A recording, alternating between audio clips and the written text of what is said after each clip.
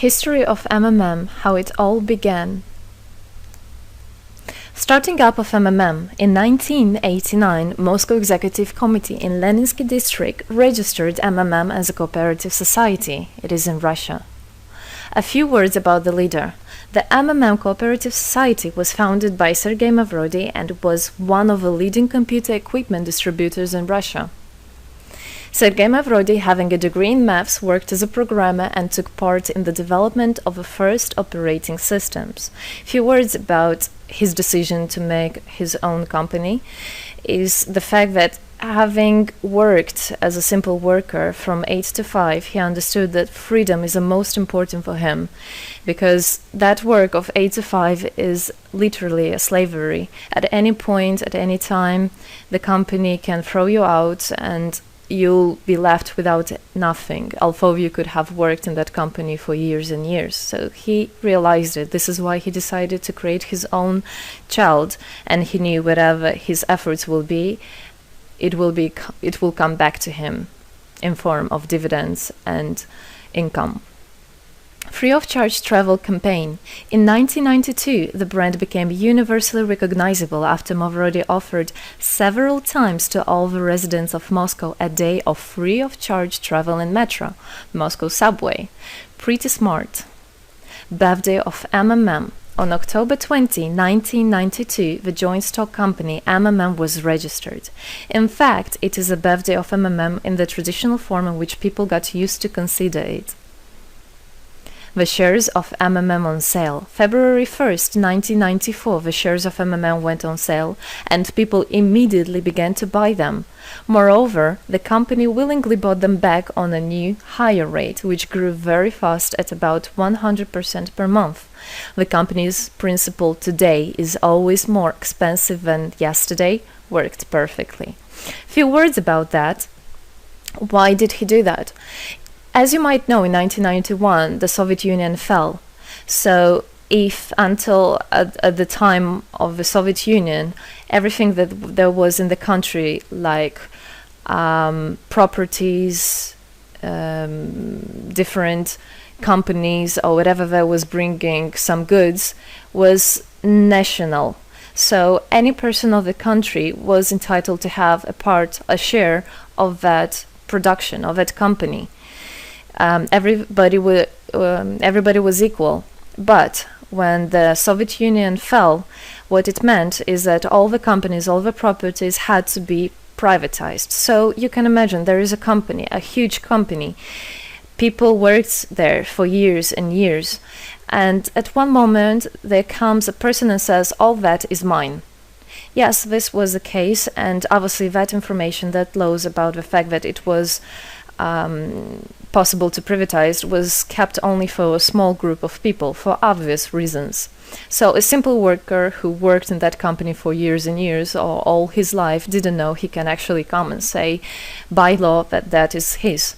So what genius idea Sergei Mavrodi had is to sell these shares to gather the money of the people, and with this money to buy those companies. So basically, if a person has an MMM share, he would have had an exact share from the company that Sergei Mavrodi bought. For example, a company from oil and gas or something else. Obviously, he knew perfectly which companies are worth it and which companies were not. There was quite a battle there. So as you can see, his idea was great, but let's see what happens. Government is trying to hinder MMM's activities. Surprise, surprise! Planned by the Russian government, MMM 94 was intentionally collapsed. It began when tax inspectors accompanied by OMON officers passed through the crowd of depositors and went inside the central office of the company to give a notice about the planned tax inspection. Right. So obviously, the small group of people that I was talking about is the government people, is the people that have connections and so on. And they wanted, obviously, all that money, all those properties to be kept in their hands. This is how the nowadays oligarchs were made. At that moment, they had nothing. In one day, they got loads of money. And now you can know them as very rich people who made their money on the back of a nation. So obviously they did something just to provoke some panic going through the crowd. Obviously, for any financial institution, a panic is really bad. As I remind you, at that time, MMM was selling shares, was a share stock company, let's say. Mavrody's arrest. Sergei Mavrody was arrested on tax evasion charge. Really lame excuse. It wasn't at all like that. What happened, even the person that was in charge with giving the arrest, he told him that there was no other option for them. They had to do something, even though it was illegal what they were doing, but they had to do it as they were afraid of him. Because, as he said, another 2-3 months, and in whole Russia there would be no government, no banks, nobody, only Sergei Mavrody, that who holds the money nowadays. This is in charge.